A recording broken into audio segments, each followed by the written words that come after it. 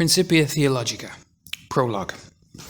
Hi, welcome to Principia Theologica, Episode 1, Prologue. My name is Sol Soler. I'm a philosopher and a theoretical physicist, and I've written the Principles of the Physics of Consciousness. And in this series of short lectures, we are going to apply the principles of the physics of consciousness to the philosophical question of God, as well as to religion.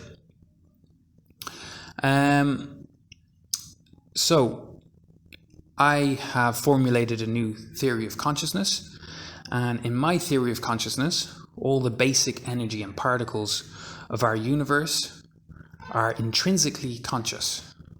So my theory of consciousness is based on the fundamental postulate that all the energy that was created in the Big Bang possessed and still possesses consciousness as an intrinsic property. Now, until my theory, all scientific theories of consciousness have assumed that all the energy created in the Big Bang, and therefore all the particles that subsequently were formed out of that energy, were and remain totally devoid of consciousness. So that's a big change in fundamental postulate. So conventionally, when scientists try to understand consciousness, they assume that all the basic energy and particles in the universe, and therefore all the basic energy and particles that we're formed out of, are non-conscious. And then they have this very difficult question. Actually, it's an impossible question. How do these non-conscious energy and particles come together and consciousness suddenly turn on or emerge? They use the term emerge. And for 100 years, they haven't been able to answer that question because it's the wrong postulate. The correct postulate, actually, as I've shown in my other lectures on this channel, is that all the energy created in the Big Bang was and remains intrinsically conscious. Now, that's a very big change in postulate. That dramatically changes our scientific conception of our universe. So in this series, Principia Theologica, we see how these principles and this change in postulate, how it applies to our understanding of the conscious entity that we refer to with the word God. Okay, because God, if God exists, and I suppose I should say for the record, I do believe that God exists, but it's absolutely not necessary at all for you to believe that, to listen to these lectures and enjoy them and get some philosophical insight out of them, or just, consider some interesting philosophical ideas. But I do personally believe in God, and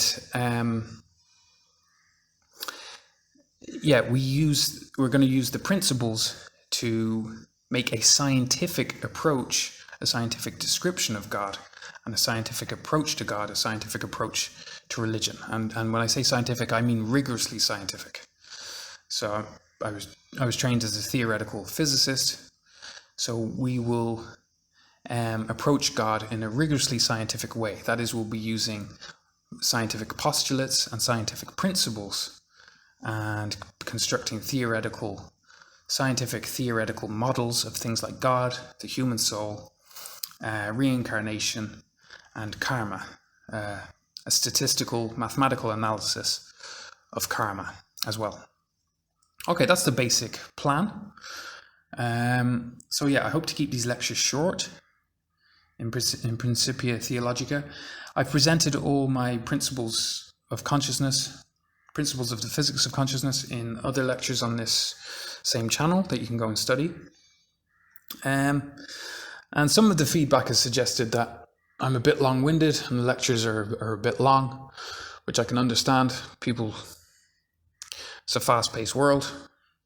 That's terribly cliched a thing to say, as that is, but and some of my lectures are over an hour long, so I'm going to try and keep this series, Principia Theologica, to around 20 minutes a lecture, okay? Okay, So let's just run through the contents. So now this is a provisional list of the contents, and this list could change. I could swap the order of the lectures or add a lecture here or there. But this is the contents as they stand at the moment. So this is Prologue, a brief introduction to Principia Theologica. In the next lecture is entitled What is Consciousness? So as I've presented my principles, a common question is the very simple question, what is consciousness? What exactly do you mean by consciousness? So in the next lecture, I'm going to spend 20 minutes making that totally clear, explaining exactly what I mean scientifically by the word consciousness.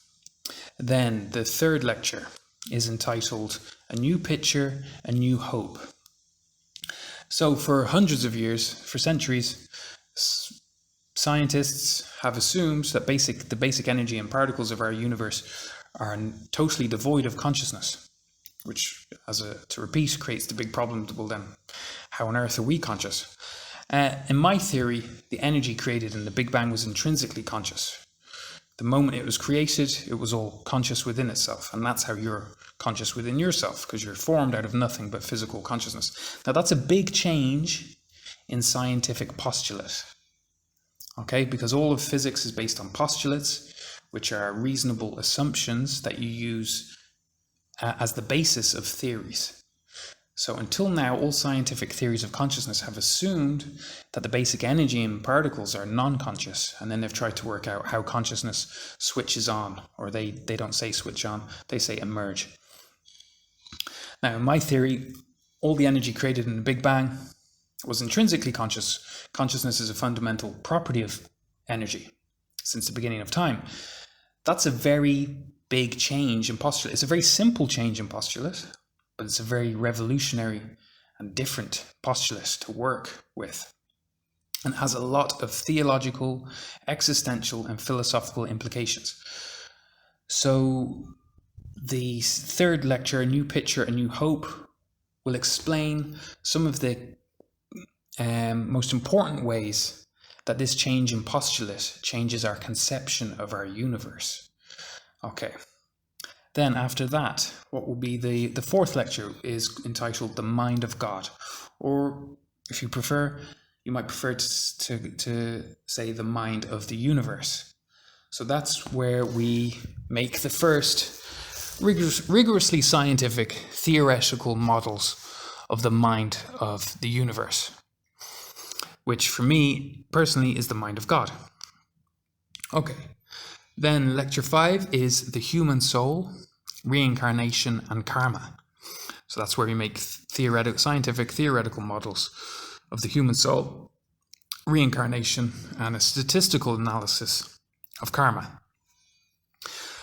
Karma is real, but it works statistically, and it's actually amenable to a mathematical treatment, which is very interesting. The next lecture 6, will be the ego versus the divine ego, in which I'll explain the difference between being a human who's an atheist and someone who believes in God. If you a human that believes in God is from their perspective, and our own perspective is the only perspective any of us can take. But a human that believes in God, from their perspective, is in a wildly different, extravagantly different universe than a human that doesn't believe in God. They're very different universes to inhabit, okay? From your own perspective, regardless of who is right or who is wrong, you have extremely different conceptions of life. For instance, if you believe in God, then you believe that when you die, that you aren't going to stop existing for eternity. If you're an atheist, most atheists tend to believe that they will stop existing for eternity. So that's a very, very large difference. And in my opinion, one is terrifying and one is much less terrifying. Oh, and so I can say here that I used to be maybe not a total atheist, but what I call a 99% atheist, as in I was kind of 99% sure that there was no God and no no life after death or anything like that. But writing the principles of the physics of consciousness, for me, was also a conversion. Okay, but I'll get into more detail during that particular lecture, explaining those things. The next lecture after that is the God experiment. That's an experiment people can carry out for themselves to see how plausible they find the ideas I've presented. Lecture 8 will be a psychoanalysis of the human species, of modern humans. So then 9, a lecture about religion, and a rigorously scientific approach to religion. Because, at the moment, science is not complete. Science doesn't have all the answers. So it is possible that as science develops, it will make belief in God unavoidable for humans that study science. It is possible that we will use science to prove the existence of God or prove the existence of human souls. In which case, science will actually become a religion, which is quite interesting. So we'll look at how science could be turned into a religion, or if you prefer, how religion could be made rigorously scientific. And in this respect, it's interesting to point out the etymology of the word religion, the origin of the word religion. The word religion comes from the Latin ligare. So and ligare means to link. So religion actually just means to relink yourself. And what are you linking yourself to? To the universe around you.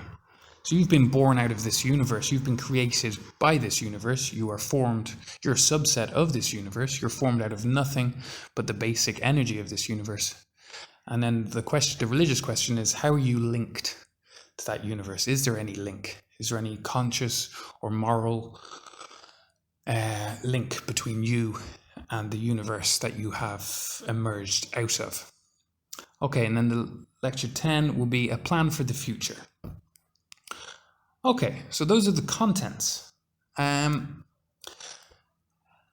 this is just a brief introduction to Principia Theologica. So yeah, I'm going to try and keep these lectures as short as possible, because I think that will help keep people interested and engaged and listening.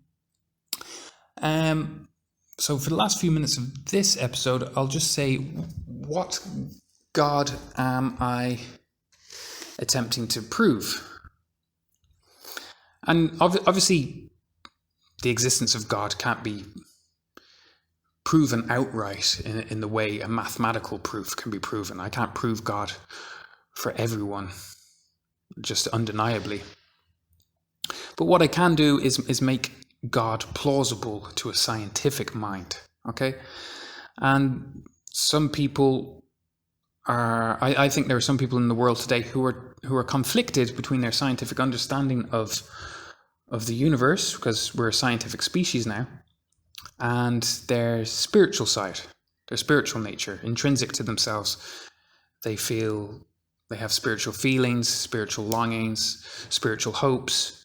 And science, the modern scientific establishment over the past few decades has quite aggressively insisted that there's definitely no God, and that science proves that there's no God. And I think that's a very, very big mistake. And I think that these scientists have jumped to a conclusion, made a very big jump to a very big conclusion that I think is actually incorrect. And I think jumping to that conclusion is very psychologically harmful for us as a species, to insist that there's definitely no God just because of our scientific understanding as it currently is. Because here's the thing, if God exists, if human souls exist, they are both conscious entities. And until now, there's been no scientific understanding of consciousness. It's been considered a scientific mystery. So when we keep that in mind, we can understand that science has, until now, has had nothing whatsoever to say about God, because consciousness doesn't figure anywhere in science. So science has been utterly incapable to say anything one way or the other about God, because there's just science doesn't understand consciousness, and God is intrinsically and fundamentally conscious. So now that we have the principles of the physics of consciousness, which is a scientific understanding of consciousness, we're now capable of making intelligent scientific models of God and saying sensible scientific things about God. And yeah, if you do have a spiritual side, a spiritual inclination, if you see plausible scientific models of God, it can make your faith in God, it can increase your faith in God tremendously. I mean, the first thing before you believe in God, the first thing you have to do is find God plausible. That's the first thing, is just to find the notion of God plausible. And even that's a huge psychological change for someone. If you find God totally implausible, to change to finding God plausible is a huge psychological shift. And I went through that shift, and there was some stress and some turmoil involved, but on the whole, it's improved my psychological health and my physical health tremendously, and it's given my life meaning. It's helped me with all manner of things. I don't think I would have been able to quit alcohol the way I have if it weren't for this change in my understanding of myself and my universe. So for me, it's been tremendously positive, and that's why I'm sharing these ideas, with the hope of helping some people who have been persuaded by science that there's definitely no God, to a new scientific understanding of our universe that makes God very, very plausible, based on ideas that the existing scientists haven't thought of. Okay. So I think the ideas are definitely worth considering, no matter what your spiritual inclinations or your religious affiliations are. Just listen to the ideas, let them wash over you, and see what you think, how plausible you find them. If nothing else, they're definitely interesting philosophical ideas, and there are a lot of new philosophical ideas here that you won't have heard anywhere else before. So definitely some interesting philosophical ideas, if nothing else. Which God, or what type of God am I trying to prove? Well, let me just say, it's definitely not an old angry man in the clouds, which is how, in my experience, some scientists tend to kind of caricature and ridicule God. No, that's not the God I'm talking about at all. What I'm talking about is that our existence just isn't totally accidental, that there is some intelligence behind the emergence and evolution of humans, and that there is some meaning, higher meaning to our lives, and that we don't cease existing for eternity when we die. Okay, so those are some of the key points. It's definitely not some man in the clouds. It's more about requirements of our existence. Okay, our physical conscious existence, requirements of the nature of the universe that are equivalent to God. And I highlight the three most important requirements, and they are some intelligent planning and guidance, that human existence isn't just an accident, that consciousness didn't accidentally switch on and we're just an anomaly. No, I don't think we're an anomaly. I think we're intelligent, conscious beings that have been born out of an intelligent, conscious being, which is the universe, that's been conscious throughout its entire existence. I think our universe is capable of forming all manner of brains and intelligence, and that the universe itself has intelligently guided its own evolution, physical evolution, to facilitate the existence of such creatures as ourselves. Okay, so that's one requirement of the nature of the universe, such that we can say, oh yes, there is a God. Because what do we mean by God? We don't care what God looks like. We don't care if God is a man or if God is a woman. Things like that are totally meaningless. What we care about from our human perspective, which is the only human perspective we can take, is, what is the true nature of our existence? Is this an accident? Is my existence an accident, or was there some intelligence behind it? Then we all personally find our lives meaningful. It matters to you how your life goes, and what happens in your life is very meaningful to you, and your life forms a story that you are constantly telling yourself and reviewing, and you find that very meaningful. Now, then there's the question of, is it meaningful within the context of the universe, or does the universe not care whatsoever? So we need a universe, to say that we believe in God, we need a universe where our lives are meaningful to the universe as well. And finally, for us to say that there's a God, we must have some continued existence after death. We all, obviously, if you're listening to me, you exist, and I don't know how long you've been alive for in this life, but during a human life, you get very accustomed to existing, and you enjoy it a lot of the time. And you probably, if you're anything like me anyway, you don't want to stop existing for eternity. That's pretty key to the whole thing.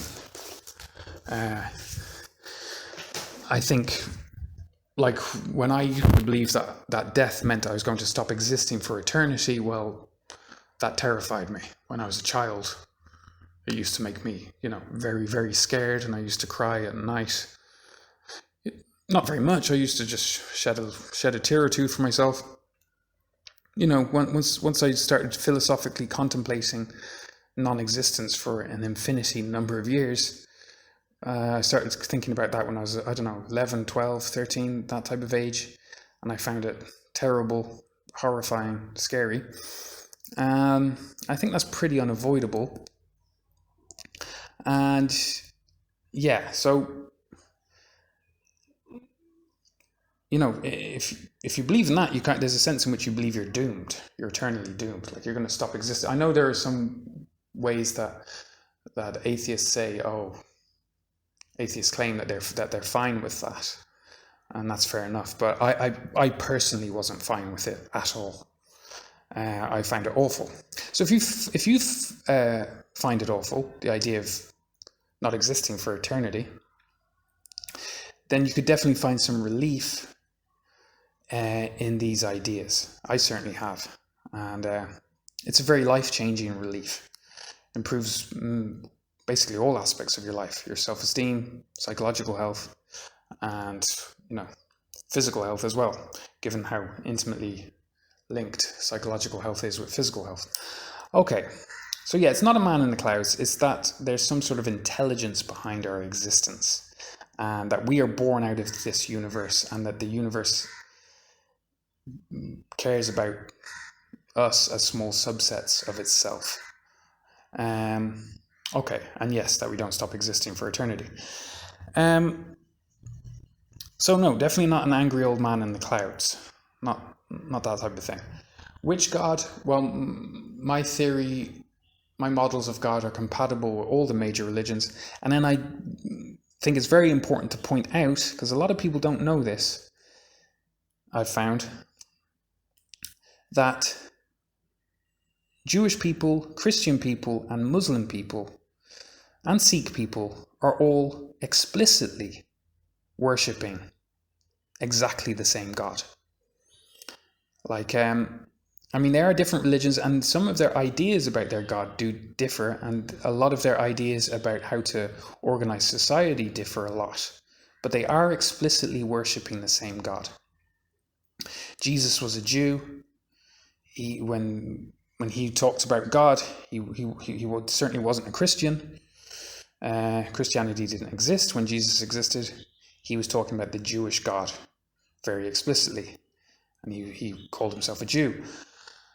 And then Muhammad also very explicitly said, the God I am talking about is the same God of the Jews, the same God of Abraham, the same God of Moses, the same God of Noah, and Jesus and Mary and all those characters, all those people, figures, Noah, Abraham, Moses, etc., they all figure in the Quran. Okay, so it's my contention that the universe taken as a whole, it's all conscious and it forms a mind, and this mind is intelligent, very immensely intelligent, much more intelligent than the human mind, and it has guided its own evolution to facilitate the evolution of humans with souls that survive death. Okay. And that intelligence has been discovered many times. It was discovered by, and of course, if God does exist, it makes sense that he's going to be discovered by different people at different times in different places. He was discovered by the Hindus, and he was explained in the Bhagavad Gita, and I draw many, schematically, my model of God is schematically equivalent to the model of God constructed in the Bhagavad Gita, which is the ancient Hindu Bible. Buddha was a Hindu whose conception of God was very similar to the Hindu conception of God. And then monotheism was discovered by the Jews with Abraham and Moses. And that same God was spoken about by Jesus, and then spoken about by Muhammad, and then spoken about by Guru Nanak. And I'm claiming that this one and the same God has been discovered by all these different religions. And then, of course, the way they describe this God is different, because they're different humans from different cultures. So their understanding of God is slightly different. But there's much more similarity in their descriptions of God than there are differences in the most important aspects. Okay. So that's it. That's the end of Prologue, an introduction to Principia Theologica. Lots of interesting theological and philosophical ideas. Okay, so check out the next lecture, which is entitled What is Consciousness?, in which I will make it very clear what I mean by the word consciousness. Okay, so thanks for listening. All the best.